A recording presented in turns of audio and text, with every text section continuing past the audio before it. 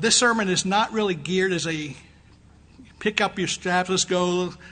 It's more nuts and bolts kind of sermon. And since my goal is to always be positive, that's my goal, I will tackle negative things early in a message, ending up being positive. And I'll say this about our young people today. Our young people are being bombarded. These high school seniors, Michael who just graduated, Morgan who's going to graduate. They're bombarded with two big things. I believe this world's trying to show them that God doesn't exist and try to show them that the Bible is a worthless book. And in my opinion, they don't have as much success attacking God. Although it does happen. Sometimes people become agnostic for a while or atheist for a while. I find a lot of young people are holding on to they believe in a God. Now, as far as the Bible goes, this book has been trashed so much that it's having some headway with young people. Young people do not care about the Bible. And so while I give this message today, part of it is not only to look at the facts of it, but I'm going to show you my support of the Scripture. I support the Bible, and I want Allison, Morgan, and anyone else, the young people, to look at the Bible as something that's very, very good. So the question of the sermon is, was Paul wrong or was Paul wise? Was Paul wrong or was Paul wise? Let's turn to Romans chapter 13. Now, the reason I point this out is this. As you've heard me say for many years, I caution you to be careful about believing every English word in the Bible. And thereby, I know there's a lot of people among the Church of God, a lot of my Baptist friends, a lot of my Lutheran friends, how they look at the Bible is very important to them how they interpret Scripture. Years ago, I was more of a literalist, meaning I believed the English words of the Bible strongly. And when I saw conflicts in the Bible, and there are, let me just tell you, there's places that says 2 angels appeared, and another place says 3 angels appeared. For some people, that can be a problem. For a literalist, that's a problem. We were talking about the book of Corinthians 10 says there was a plague back in the book of Numbers. Paul says a certain number died in that plague. In the book of Numbers, it says a different number died in that plague. For a literalist, that posed a problem. How could the Bible not have the right information? I think we had a great interactive Bible study. In fact, they influenced me so much that I redid my handout. I added a 5th point to my handout, so I missed some of Win Skelton's Bible study. As I tell them at the interactive Bible study, you can influence my sermon. You can influence, and they did. They influenced it. I guess, again, I think Wynn brought out that there's one place in the Bible that says 400 years. The other says 430 years. And it's more like 215 years. To a literalist, that's a problem. Now, you understand there are a lot of religions who don't really focus in on the Bible, so they don't call that a problem at all. But for those of us who are religious, who use the Bible, you find some inconsistencies. And that used to pose a problem for me. It doesn't anymore. Because as we're going to look at this today, we're going to look at Romans 13, primarily verses 2 through 4. And I'm going to point out something where I disagree with what Paul wrote in the Bible. I'm going to disagree with the English words. So I have one of two conclusions in my approach to God now. Either Paul was wrong or he was wise. I want you to think about that as we go through this. Now, as you turn to Romans 13, I'm going to begin by giving you my main points early so that I'm not going to hold you in suspense. This will help you see my perspective all the way. Here's 3 little things to think about, foundational concepts. Number 1, sometimes civil authorities fight evil. Sometimes civil authorities fight evil. But number 2, at other times, civil authorities perform the evil in society. And how do we prove that? History. History proves that. The present world, the entirety of man, sometimes the authorities were the evil. The mark of the beast is the authorities causing the evil. And it's full of it. I mean, if someone says that's not true, I think you're really not even paying attention how evil authorities have been. By the way, that doesn't mean every authority figure is evil.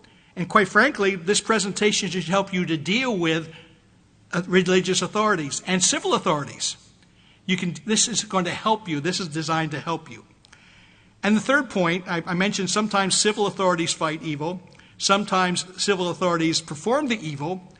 And number 3, I believe that the Apostle Paul anticipated that the civil authorities would see his letter. That's why I think he was wise. He was in house arrest, writing to friends of his, and I believe they saw his letter. And so you could say, Dave, you're giving him the benefit of the doubt. Absolutely. Dave, you're giving him credit. Absolutely.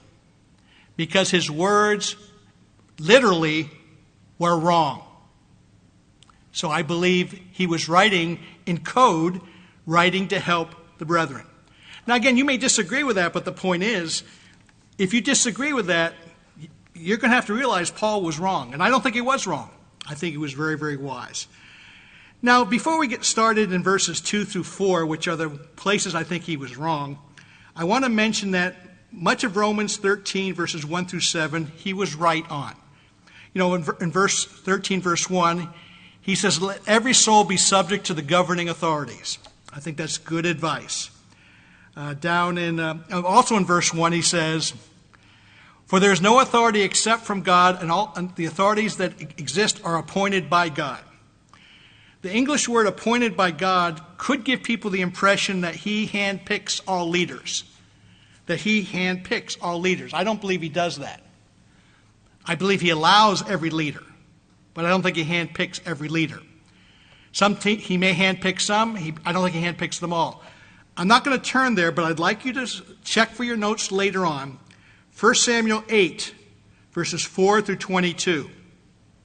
1 Samuel 8, verses 4 through 22, to me proves the fact that he doesn't pick all the leaders. And what he does, that's when Israel wanted a king.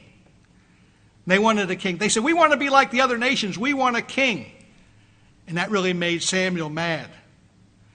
And Samuel went to God. And remember what God said? Calm down, Samuel. This is not against you. This is against me, God.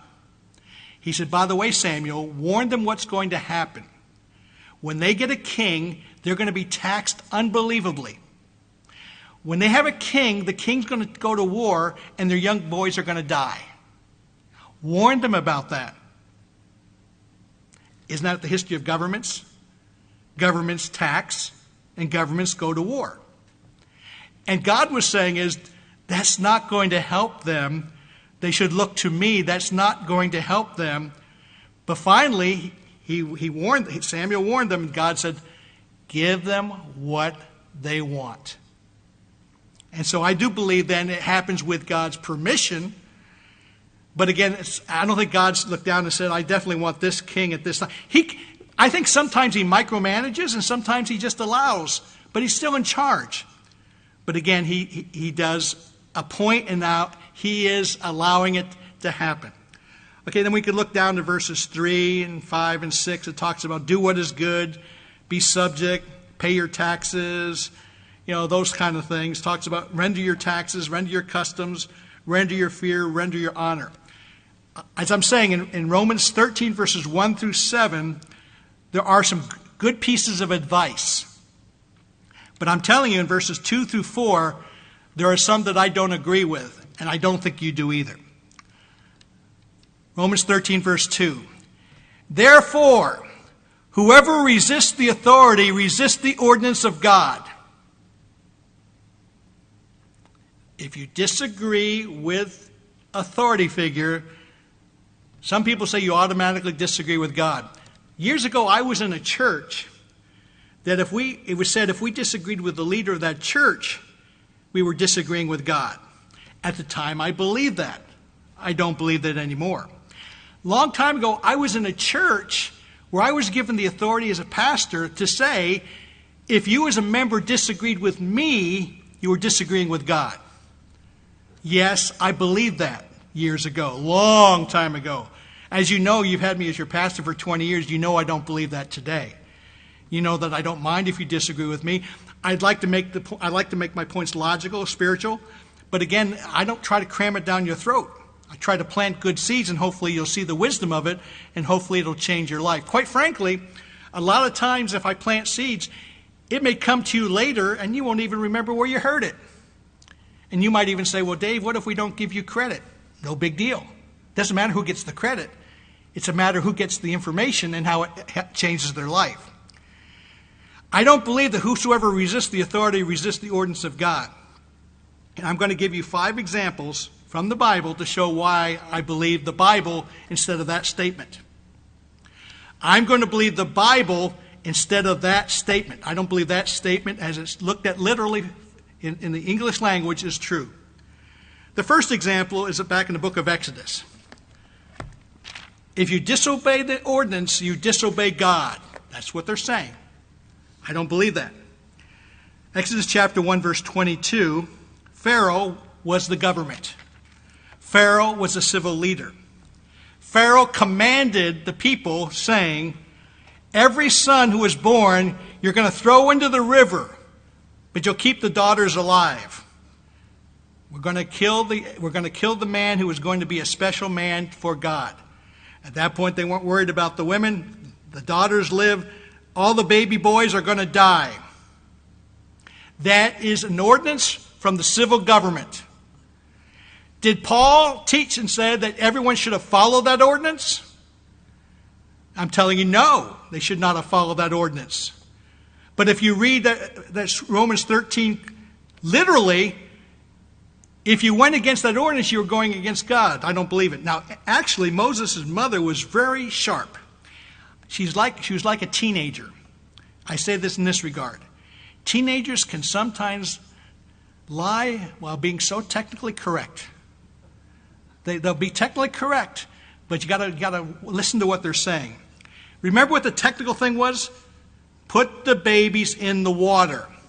So in chapter 2, the woman conceived and bore a son, and when she saw he was beautiful, she hid him for 3 months. And when she could no longer hide him, she took an ark of bulrushes for him and put him in the asphalt pitch and put him in the water. Moses' mother, did you put him in the water? Yes, sir, I did. Yes, sir, Mr. Authority, I put him in the water. But the intent was, kill your son. She didn't kill her son. She wasn't going about to kill her son. Now, of course, you sit there and say, of course she's going to resist that. And I say the same. Of course she's going to resist that. So if someone says if you resist authority, you're automatically resisting God, that is not always true. The second example is over in the book of Joshua. Joshua chapter 2. In Joshua chapter 2, we have the story of Rahab. Rahab resisted the authorities. She resisted the government. Joshua chapter 2, verses 1 through 6. In chapter 1, Joshua the son of Nun sent 2 spies into the land. Go to Jericho and spy it out. So he sent spies. Verse 2, when the king of Jericho heard about it, he said, those spies are in there. So he had an idea. Verse 3, the king of Jericho sent to Rahab saying, bring out the men who have come to your house. Those spies are in your house. Bring them out. Rahab could have said, I've got to listen to the authority, because if I don't listen to the authority, I'm going against God. No. Basically, she told one lie 4 different ways. And as I like to mention to people, because whenever I give this Rahab thing an interactive Bible study, there's always one person in the audience who thinks you're telling us to lie all the time. No, pay attention. Lying should not be for vanity. It should not be for ripping someone off. It should not be getting something. It should not be for putting someone down. The only reason she lied was to save lives. If you're lying to save a life, God bless you. If you're lying to hurt somebody else, shame on you. Now, I always jokingly say there's one other time to lie. And that's if my wife says, does this dress make me look fat? then there may be a time to lie. But because it may be saving my life, actually, so maybe it fits in there. I'm joking about that. But actually, I could answer that question in an easy way with still loving my wife, and she would smile at me. She might even kiss me. But the point is, you lie only to save a life. Well, anyway, she told the same lie 4 different ways. Check it out. If you're not sure, check it out later and count them. Find out the different ways she misled the king of Jericho. Okay, the third one is Daniel chapter 3. Daniel chapter 3. Shadrach, Meshach, and Abednego. You've heard that story. You know that story? Well, if you know the story, you know like Nebuchadnezzar, the civil government made up an image of gold.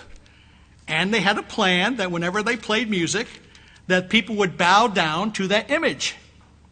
And there were some people jealous of Shadrach, Meshach, and Abednego. They were jealous of them because they were successful. So they put the word out, get the message to the king. These 3 Jewish guys will not bow down. They're not supportive of the king. They're not supportive of our country. Because usually when someone attacks you, they make up lies to go with it. It was true that they were not going to bow down. That part was true. The reason why they weren't going to bow down was now going to be exaggerated and all sorts of lies made up. So again, they made this image of gold. So, verse 13, the king was enraged. What? 3 of my men are not going to bow down to me? Is the report accurate? Bring those 3 men to me. And the 3 men came. And so then they asked them, will you bow down? And their answer, I love their answer. Verse 15. Now if you are ready at that time, you hear the sound of the horn, the flute, the harp, the lyre, the psaltery, and symphony with all kinds of music. Fall down and worship the image which I have made good. But if you do not worship, you shall be cast immediately in the middle of a burning fiery furnace. And who is this God who delivers you from my hands? What God can save you? Well, Shadrach, Meshach, and Abednego answered, O Nebuchadnezzar, we have no need to answer you in this matter. If that is the case, our God whom we serve is able to deliver us from the burning fiery furnace. And he will deliver us from your hand, O king. But if it's not his will, let it be known to you, O king, that we do not serve your gods, and we will not worship the golden image which you have set up. Did they resist God? Of course not. The very act was idolatry. And they proved their resistance to idolatry. They proved that they were not going to be in idolatry. But again, so people can misapply Romans 13 and they get it wrong, how do I know? I'm basing it on the truth from the Bible. So are all these Bible examples wrong? Or is that wording wrong some way? Or is that wording a clever writing by a wise man? If I find out in the future that God says, no, Paul was wrong, he put that down and he was dead wrong, I'll just go up to Paul and say, man, you must have been in a tough spot. But when I find out he was wise, I'm going to go up and say, I wanted to be like you. I wanted to be wise. The 5th one, Matthew chapter 2, verse 16. Matthew chapter 2, verse 16. Herod said he's going to kill all the babies in Bethlehem and all the close districts around. He was trying to, just as Pharaoh tried to kill Moses, Herod was trying to kill the Christ child. Well, it's interesting, on these 5 examples, there's different ways to handle it. We saw in the first example, Moses' mother technically did what she was supposed to, but she was able to escape through a technicality. No one found out about it. Number 2, Rahab told the lie 4 different ways, and she was honored in the book of James and in the book of Hebrews. Shadrach, Meshach, and Abednego were spared a miracle, which is one of the great miracles of the Bible. Joseph, Mary, and Christ, how did they resist? They left the country.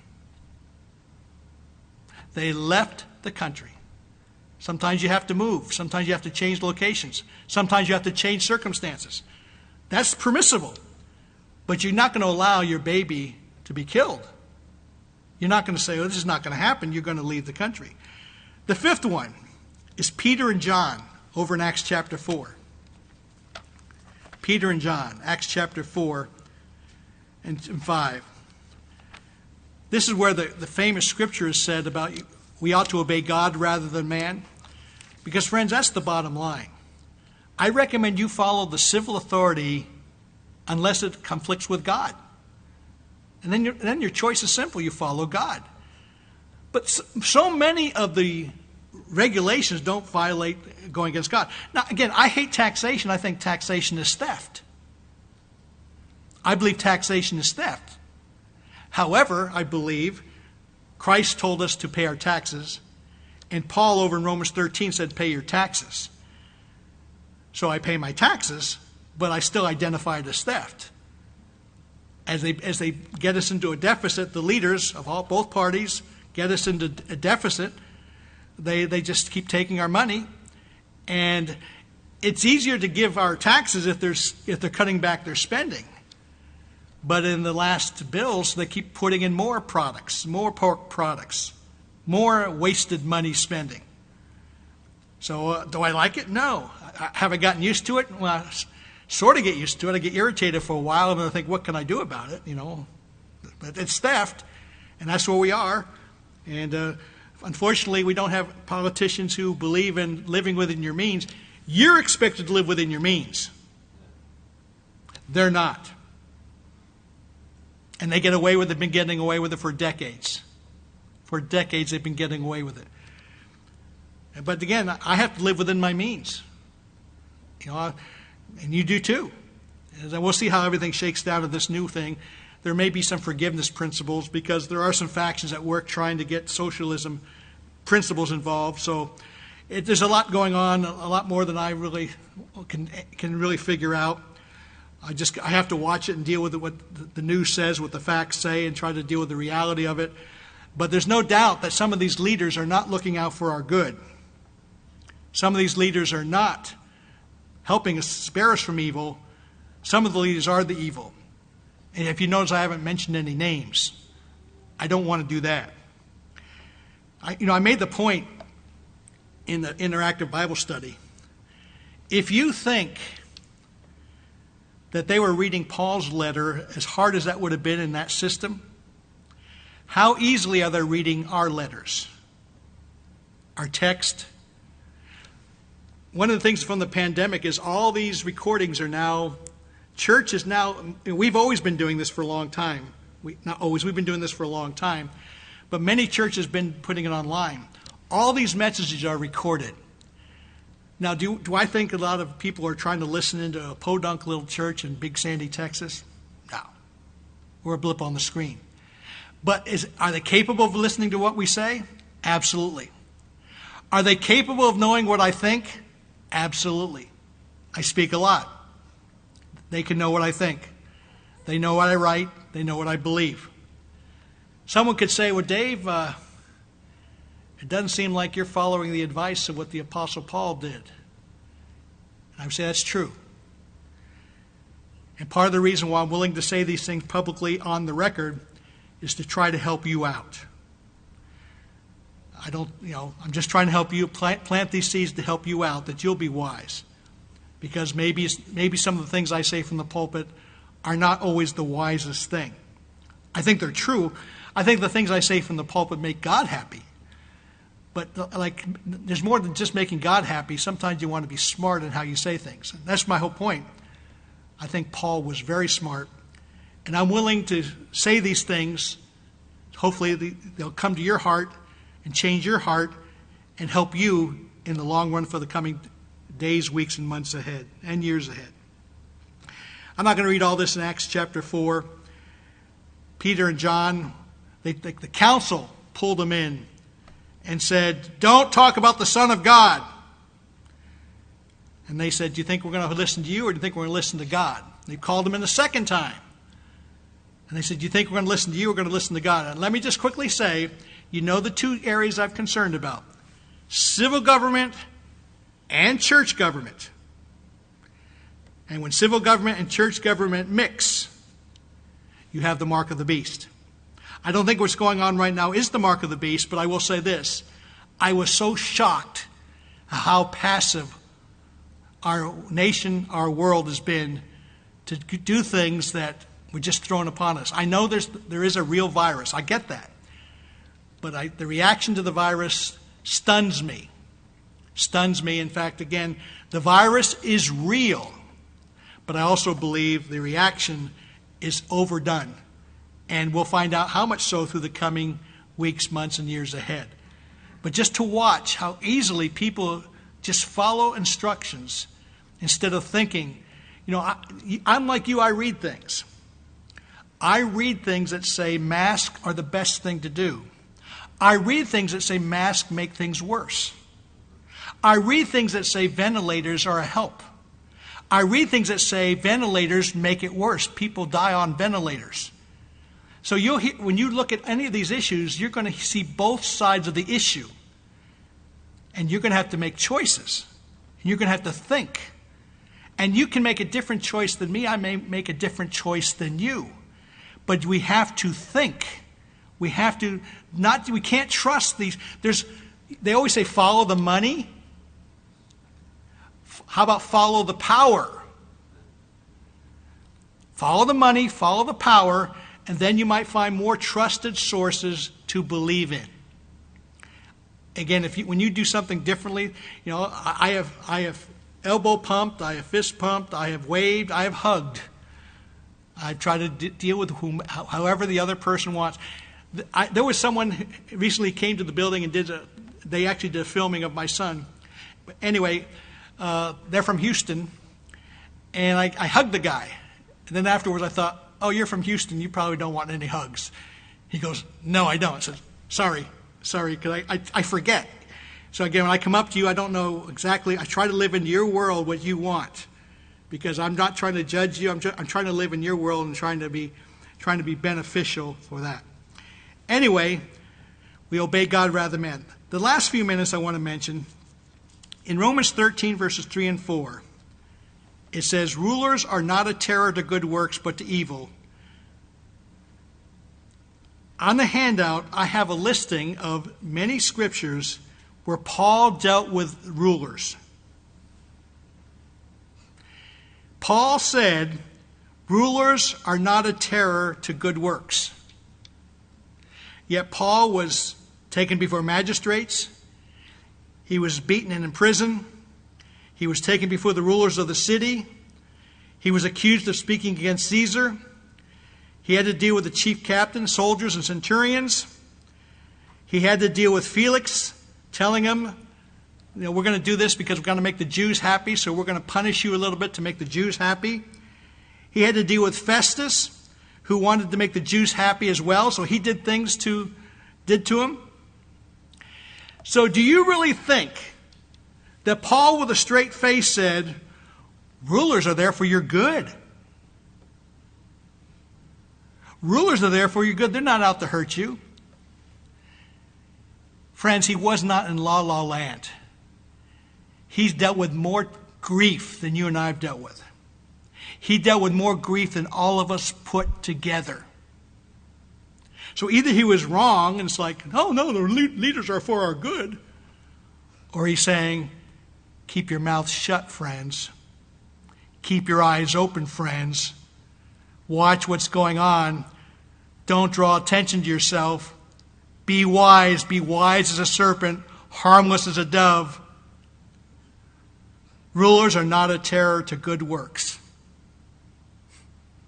That was not his experience. That was not his fact in his life. So when Paul wrote those words in Romans 13, verses 2 through 4, was he wrong? When he wrote those words in Romans 13, verses 2 through 4, was he wise? I reiterate the 3 points that I started with. Sometimes civil authorities fight evil. Hooray when they do that. At other times, civil authorities perform the evil in society. Boo when they do that. I believe that the Apostle Paul anticipated that the civil authorities would see his letter. And my conclusion is, Paul was not wrong. Paul was wise.